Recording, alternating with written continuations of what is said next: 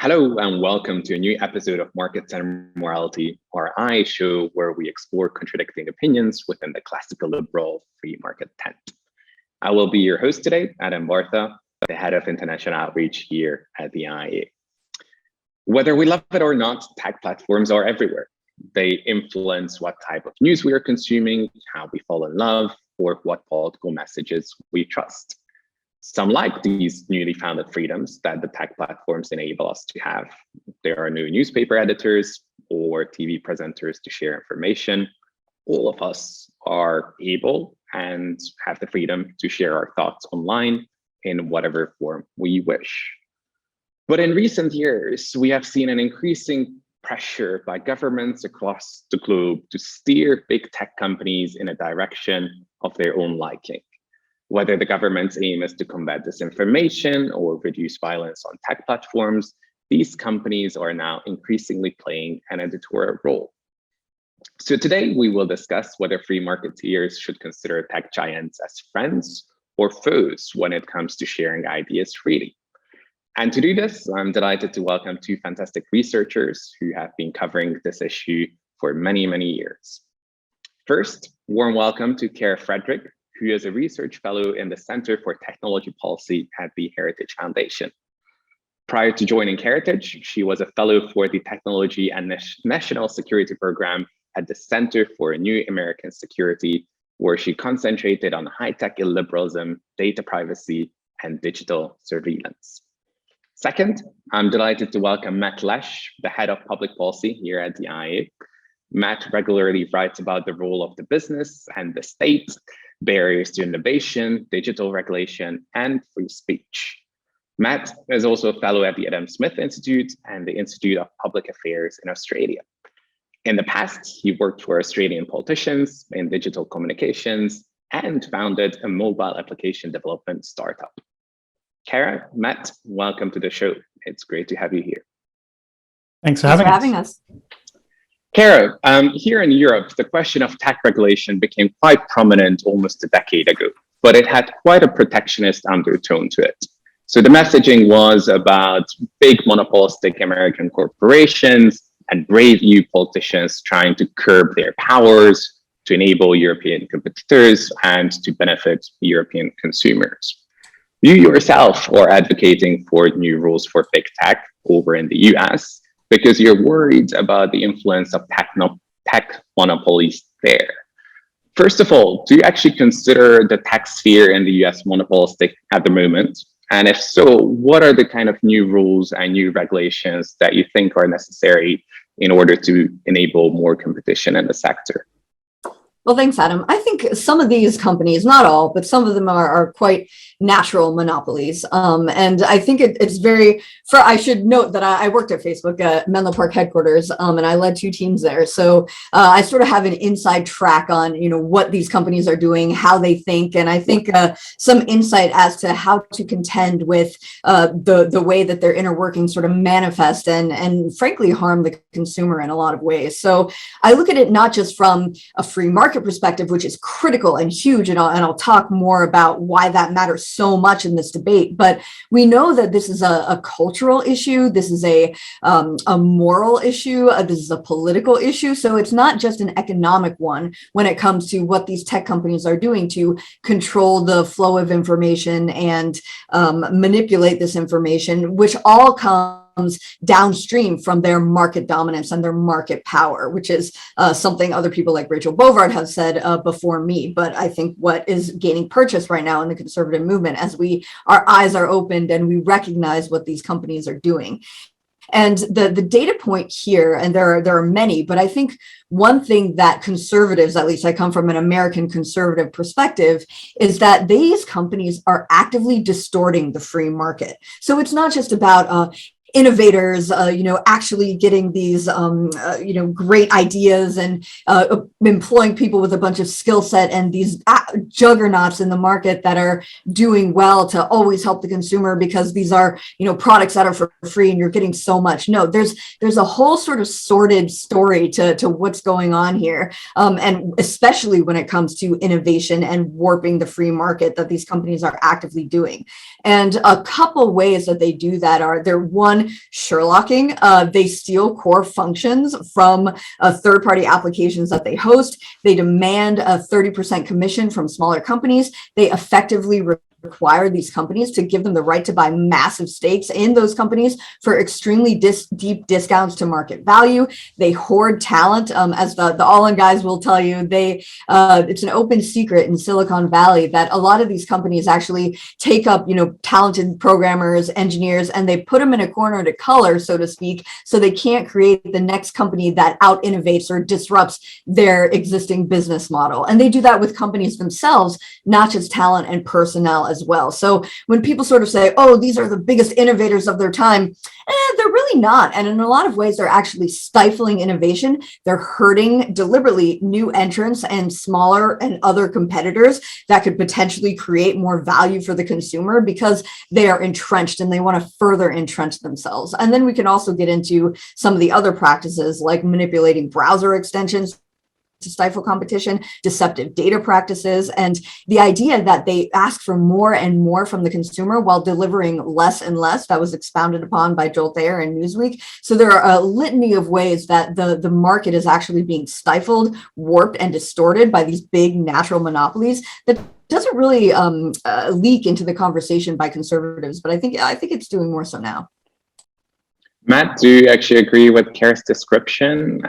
Is the tech industry as a whole too monopolistic at the moment, both in the US and the UK? Or if we look at the influence of big tech 40 years ago, companies like IBM, or 20 years ago, companies like Microsoft or Google today, is there actually a difference between these three scenarios? About 15 years ago, there was an article in The Guardian declaring that MySpace would be a monopoly forever. And we've seen similar kinds of concerns by things like Internet Explorer and Netscape. We've seen similar concerns about IBM. Historically, as you've said, we seem to have this kind of fact-free narrative, I find, when it comes to competition, where we talk at very abstract levels without defining the market we're talking about or what's going on more specifically within that market. I think there is both an extremely competitive landscape in terms of startups that are trying to compete with big tech companies. Sometimes they're seeking to be bought out by big tech companies as part of the innovation space. On top of that, you have extreme levels of competition between these different big tech companies. Netflix is competing with Amazon Prime. Amazon's competing with Expedia, or Google is as well in terms of search for travel.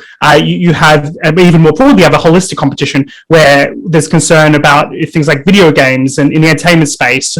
And I just don't think there is substantial evidence between all these companies. And it's interesting we talk in the plural here because, traditionally, if we're talking about monopoly, we think about one company that's dominating everything. And that's just not the case here. We have multiple companies all competing with each other in various different complex ways. And the reason why we know that they're competitive is the fact that, there's no substantial evidence of consumer harm as a result of these companies. I think the huge consumer benefits from tech in the first place in terms of providing huge amounts of free services to users, and even some of the vertical integration is beneficial to users as well. So, for example, let's say you stop Apple from being able to pre-install their Maps app because that's benefiting Google Maps. Well, I think a lot of users benefit from Apple Maps, and they might also choose to download Google Maps, and there's a competitive landscape going on there, just on one minor example. If you're going to intervene in this market, I think you have to actually substantiate where the consumer harm is, and that's effectively the standard within US antitrust law and a key in UK and EU antitrust law,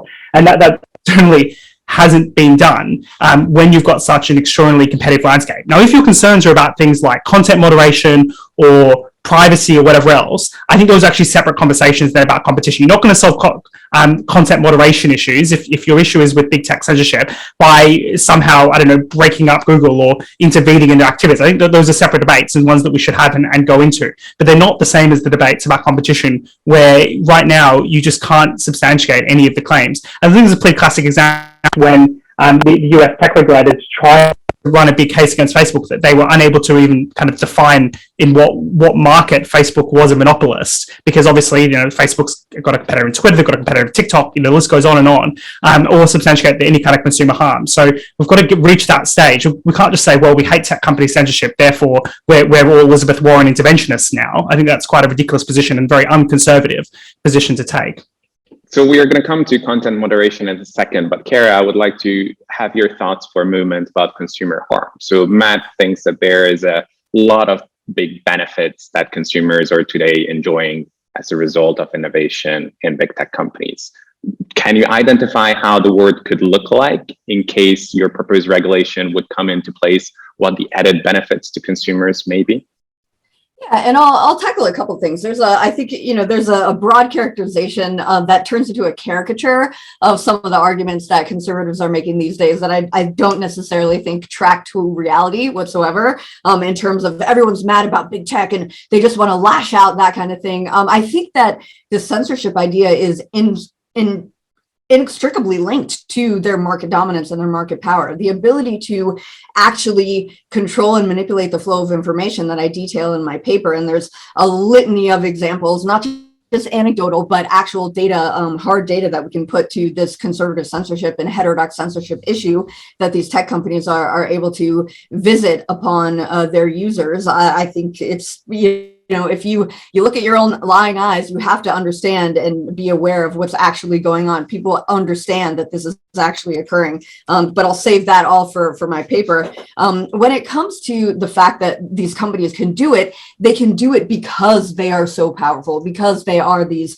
natural monopolies that are effectively the gatekeepers of information. I think at this point, we can actually take that as a given, given what we've seen in the past 2 years alone. When it comes to consumer harm, if you read the paper, and I hate to sort of direct everyone to that, but I don't want to belabor the point since we've articulated it so clearly and at length in the paper, we advocate, and this is a very conservative position, for looking at consumer harm. First, we want to codify into law in the paper. I think that's critical. But when it comes to consumer harm, we have to clarify that this does apply to zero price markets. And I talked about Joel Thayer's arguments before, where we see what we are having to give away as the user, right? Even though the product is free, everyone's heard the old idea that you are the product, right? The user gives more and more and more, and is effectively getting less and less in return from these companies. These companies that initially are relics of federal legislation to begin with when it comes to Section 230, 1996, Communications Decency Act, that shield from, they got civil immunity from the idea that civil lawsuits can be sort of brought against these platforms based off of what they do and don't do when it comes to content moderation on the platform. So I think it's, first of all, important to understand that that first mover advantage was an artifact of federal regulation, or legislation, and they were able to accrue technical advantages from all the volume and the variety of data that these companies have been able to collect while they've been shielded over the years, and then help enhance that product, whatever you will, when it comes to enhancing the product, enhancing the ad tech model, the digital surveillance capabilities. So I think when you're thinking of a conception of consumer harm, it's very important to understand that this can, and clarify actually, that this applies to zero price markets as well. And when it comes to that harm, I think, yeah, we don't want to empower the new head of the FTC, Lena Khan, to run roughshod over other markets, other sectors, or be able to say that there is no bright line test for consumer harm. That's what she wants, right? There's no limiting factor in her mind when it comes to different constituencies, like the labor constituencies that she effectively wants to promote. We're saying that you need to be able to understand that harm exists, and there's an anti-competitive element to it, as that I laid out in the beginning as well, and that needs to be able to be applied to zero price markets. So just because something doesn't cost something in dollar amount doesn't mean it's salutary. It doesn't mean it's necessarily good for the welfare of the population. And we can go over some of those ideas that are not nebulous, that are actually concrete as well, that need to be, I think, factored into the calculus when we're actually talking about consumer harm. Just because it's free doesn't mean it's great. And you have also touched on the point of content moderation. So to push you a bit more on this, the perennial question in tech regulation is always whether platforms should be considered as publishers or not. So if tomorrow YouTube, Facebook, and Twitter would indeed be considered as publishers, what do you think the impact on free speech would be? Yeah, I think this is a really interesting idea, and everybody knows that sort of Clarence Thomas has put forth in a couple statements on various cases throughout the past 2 years. There's one particular quote where he basically says, anyone can choose to swim the Charles or hike the Oregon Trail, but when it comes to comparable alternatives, he's not quite sure that these digital platforms actually exist. And then he sort of launches into common carrier, the idea of common carrier and whatnot, and regulating them as such. The one nugget from what he's discussed in that regard, and he, I think he has very insightful opinions on this idea, is that he thinks that basically tech companies were given this gift when it comes to government intervention in Section 230, but they weren't actually, and given the sweeping immunity granted by the courts over the years, in his words, but they weren't actually asked to have or bear responsibilities by the legislator when it comes to sort of non-discrimination clauses, et cetera, or anti-discrimination clauses, as he noted in one of his recent opinions. So they've basically been given all the advantages without any of the responsibility. And when it comes to common carrier, which we think, we say in our paper that it might be worth considering if tech companies don't change based on rule sets that we've delineated in the paper, XYZ kind of thing. If this doesn't happen, all right, then consider regulating as common carriers. There's a sort of a school of thought that these tech companies might intensify their censorship. And I kind of look at it when it comes to Section 230. There are some people that advocate for full repeal. And I do think, given, some of Daphne Keller's great work at Stanford, when she talks about the over removal bias in smaller tech companies, if they fear that they're going to be litigated against because of the content on their platforms, they're going to just, take the initiative to remove to begin with. So that's why I think there has to be sort of a scalpel versus a sledgehammer when you look at sort of tweaking legislation, when you look at enforcing things like antitrust law, which I think it's really conflated with regulation as well. When people say, hey, antitrust equals regulation. No, it equals law enforcement. So I think that's sort of an important caveat at the beginning. But I think regulating specific companies as common carriers is an idea worth considering. We shouldn't take it off the table if the behavior of these tech companies doesn't necessarily change for the better. Yeah, look, I think as a premise, Section 230 has been viciously misunderstood. Section 230 was never designed to force tech companies to host content. In fact, quite the opposite. The whole purpose of Section 230 was to allow platforms to moderate themselves without falling foul of being liable. So it's a key building block of the internet, because it allows of things like things like Twitter and Google to operate Google search, but things like Wikipedia as well, where Wikipedia, as a tiny non-for-profit charity, can't be liable for the speech that's posted by its users. Otherwise, it would cease to operate. If it's actually unlawful, the liability does come in, and if they're made aware of it, they do have to deal with that material. If you get rid of Section 230, you can have censorship on a massive scale, because anything could be potentially liable, because particularly under something like defamation law, where there's massive threats of financial penalties, you'll see a lot of censorship. Now, here's though where I think the fundamental problem lies with the kind of case for interfering in tech company censorship. In the first instance, it's deeply unconservative as a premise to think that you should be forcing private companies to change their moderation policies. I don't necessarily always agree with the decisions they make, and I'd be far more liberal in my approach in perhaps the British classical sense, not the American sense, in terms of allowing a lot more content on these platforms. But at the same time, the conservative response to this shouldn't be, oh well, we need to force those content. That in a sense would be contradicting First Amendment principles, since you can't force people to host speech. But on top of that, it would ultimately lead to backfiring, in the sense that once you start saying, well, you have to host all speech, all legal speech, you then start saying, well, I don't know, maybe do we really want to force them to host pornography? And then you say, well, we're going to take pornography off that list. And then you say, well, what about certain forms of hate speech or harassment or whatever else? You then start creating lists. And this is exactly what's happening in the UK with the Online Safety Bill. The government says, oh yeah, we're all for free speech, except for all these long categories of speech we're not in favour, which is going to ultimately lead to a lot lot more censorship, not less. So I really worry that inevitably, if you're going to empower the state when it comes to these firms and telling them what they can't host, it's going to be taken over by people who have even less of support than for free speech than the existing tech companies do. I would say rather what we should be focusing on a lot more, and I think Kara and I would probably agree on this point, which is the extent to which the state is putting pressure onto firms to remove content. We've seen this from the press secretary in the US context. We've seen this quite extensively from the EU with things like the disinformation code.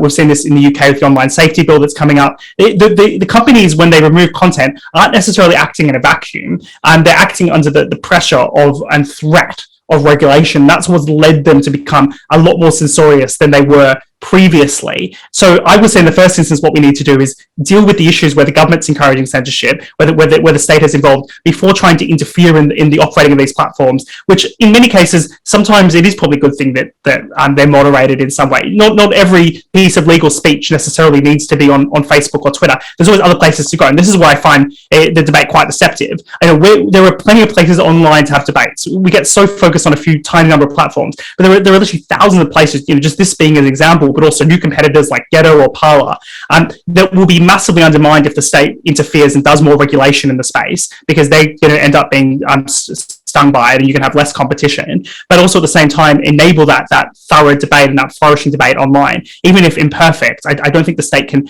fix this problem. In fact, I think it's going to lead to a more censorious ending point if we do interfere. Kara, do you actually agree about some of the unintended consequences of over-regulation and the impact of forcing some of these companies to host certain type of speech? Oh yeah, of course. And nobody's saying that these tech companies should be forced to host certain specific types of speech. We're just advocating for some guardrails and the uniform application of some of these standards, which doesn't exist anymore. And I think that's what it's really tough too when you're talking about these are global companies and they have global constituencies, but effectively they're American companies. They've flourished and they've thrived under the unique American system. I think it's very important for people to remember that, because when I got to Facebook, I kept calling it an American company and they kept saying, Kara, think of us as a global company. We have to operate as a global company. That is who we are. We're a global company. So that's one thing that it really increases the tension between when you look at companies and their values. In our paper, we're basically advocating, like I said, for those guardrails, not the demands. We want less censorship, not more. If you look at some of the misalignment of where the Facebook whistleblower versus a conservative solution,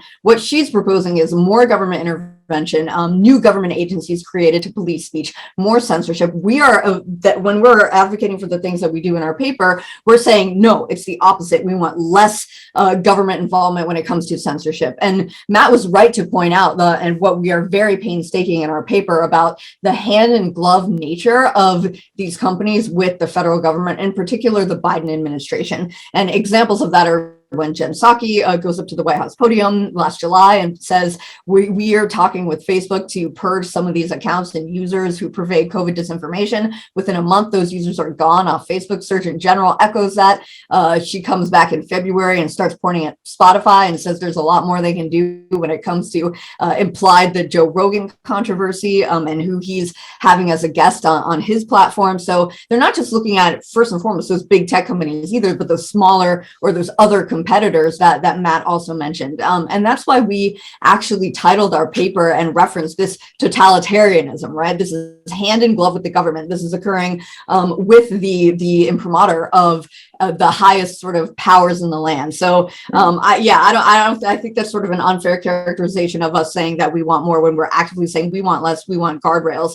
And going back to the American versus the sort of the global nature of these companies, we are advocating for the First Amendment as that guiding principle, as that moral standard under which these companies should operate. Like what the Coinbase CEO came out and said, hey, the First Amendment is our guiding principle. We know it's a distinctly American formulation and value, but that is the one that is the best. So that is what our paper effectively says, especially when it comes to Section 230. We're saying these companies have responsibilities too. And I don't think anybody really misunderstands why it was created, what it was created for, especially those of us who've worked in these tech companies and operated under that liability shield. I think that's another mischaracterization as well, and a caricature of the argument again. But yeah, I absolutely think that the idea that you have to create some of these guardrails to maybe fix that federal regulation or that federal legislation that created or helped create and grow these companies in the first place. I don't really think fixing a government intervention is necessarily a bad thing if it's a focused reform that doesn't lead to more censorship, which is exactly what we're advocating against.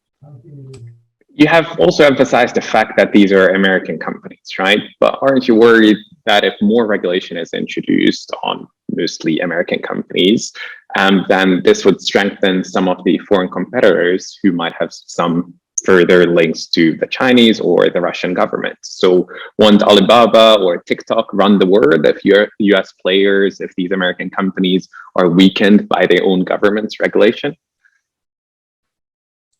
So I think it's absolutely, sorry, I'm having some weird video going on in the background. I think it's critical to recognize that, you know, these aren't, hold on, sorry, give me 1 second. That's fine. It's okay to restart. We will cut that part.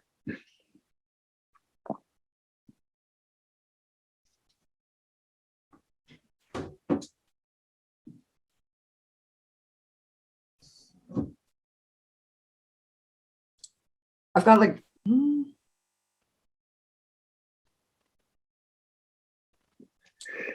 sorry, there's a totally random video. Yeah, tech issue that's coming. Okay, sorry, I'm back.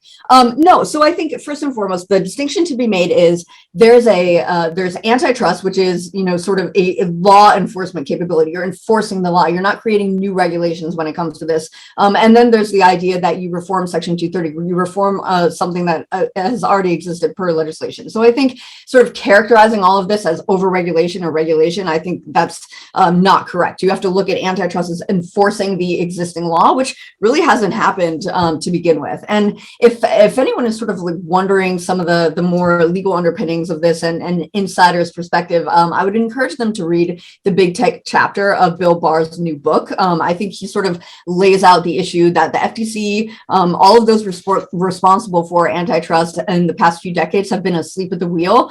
So if you want sort of a better articulation of that, Bill Barr has a good one in his new Big Tech chapter in his book. And so to clarify that at the outset, no one's saying regulate like crazy. I do think that Senator Lee's new bill is very interesting when it comes to the ad tech model, but we're starting from a premise of enforce the law to begin with, enforce existing antitrust law, and then take measures if that doesn't sort of correct the problem later. And that could look like modernizing antitrust law. So getting that out of the way, I absolutely think that people saying that regulating or putting any sort of strictures on these particular companies is going to hurt when it comes to the competition with China, I think that's a red herring. You look at these companies and you look at Amazon and making a deal with an arm of the propaganda arm of the Chinese Communist Party. You look at Google and they're actively researching AI development in PLA-linked labs in Beijing.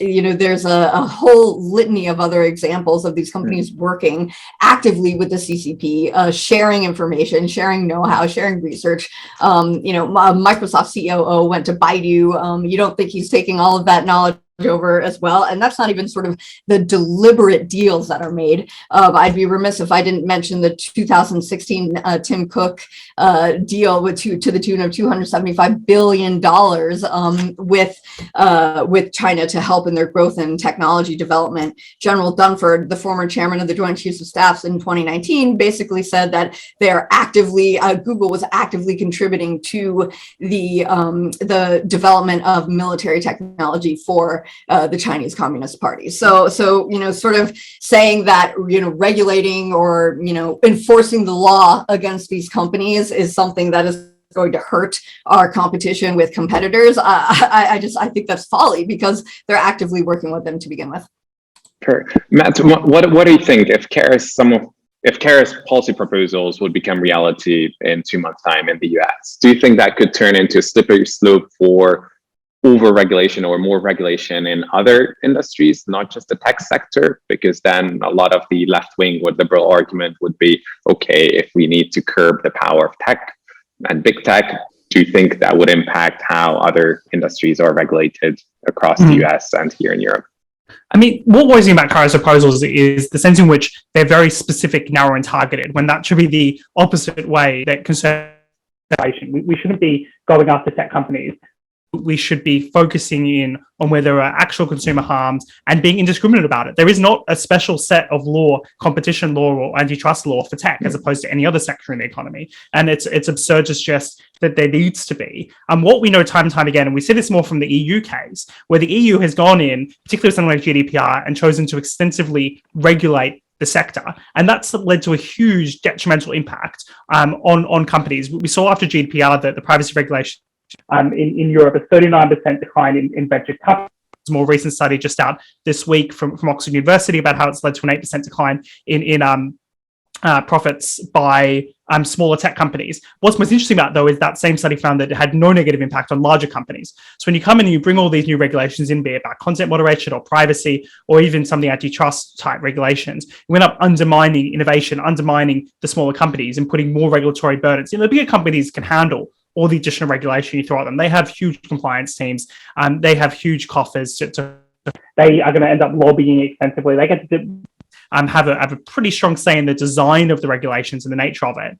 I'd also be quite worried that accepting the premise that we see, that the kind of Elizabeth Warren premise about competition and antitrust, and that we need to do all these things in that space, as I think you're rightly pointing out, Adam, that is going to provide justification for far more intervention right across the economy, across all sorts of different sectors. Once you buy their basic argument, the state has a huge role here. Conservatives, particularly in the US, have spent a long time trying to very narrow define antitrust, so you don't have the state coming in and interfering in market understand in ways that will inevitably have unintended consequences that hurt consumers. And the more we talk about that kind of interference, we're just completely justifying the state. And we've got to remember right now, there is not a conservative government in the US. You have the Biden administration, which is, I'm sure Kara would agree, is quite left wing. You've got to remember, you're not always going to be in charge of these institutions. And when your opponent takes control of them, they will use the powers that you create in ways that you don't intend, and it will inevitably backfire. Yeah, do you think that? Oh, sorry. Kara, go on.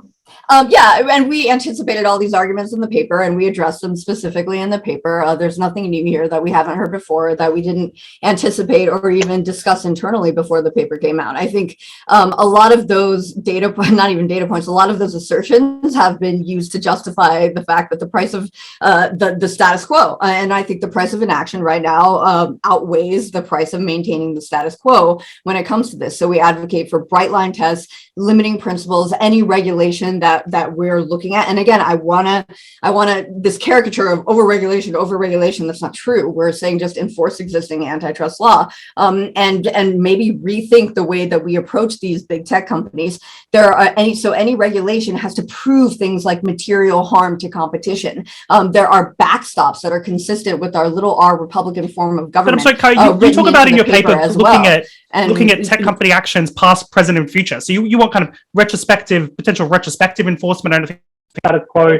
You talk about restructuring arms tests. I think they are quite radical changes to the nature of the antitrust law in the US context. I don't see how these are just going to be minor things that can't possibly have unintended consequences. I think as conservatives, we understand quite well that the best intentions of our friends on the left often don't end up with good outcomes. I mean, I think there's a big risk here that even if your intentions are good, and I have no doubt, and I think a lot of we agree on a lot as a base premise in terms of issues with tech companies, at least to some extent, but it's unintended consequence of interfering. I think you're very playing.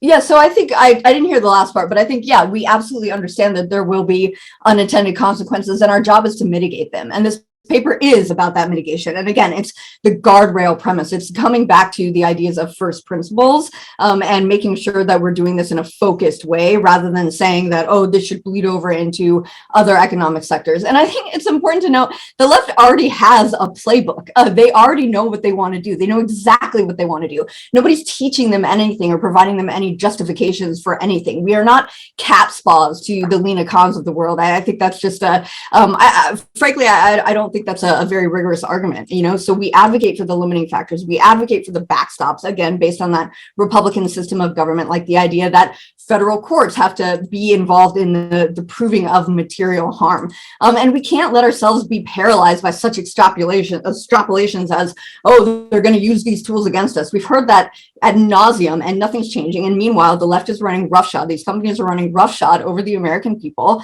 and changing what it means to be a self-governing republic. So I think it's important to discuss guardrails that are consistent with guiding principles of the American founding. That is the most conservative thing that we can completely do. So these are not made for Lena Khans or tools that can be repurposed against the American people. They're made as competition policy to ensure robust competition for online platforms. And that's not happening right now. And they're also just tweaks to, again, these relics of federal legislation. So these are, born from government intervention to begin with. They have government enhanced power. So I think it's important for especially more libertarian people to understand that as well. They're not, they didn't just sprout from the ground. They were helped by the government in big ways. So if the government makes a mistake, I think it's okay to redress that. Fascinating debate and fascinating arguments. Thank you so much, Kara and Matt, for the discussion. I do hope that the gods of YouTube algorithms won't censor our critical content and that our audiences will be able to comment and share their thoughts below the video or at IE London on Twitter. Thank you so much for joining us today, and a special thanks to our donors without whom our work would not be possible. If you do wish to contribute and support our work, please do consider subscribing to the IE Patreon account, where you can receive some exclusive content and have a sneak peek into behind the scenes as well. But for now, thank you very much for joining, and I hope to see you in 2 weeks' time again.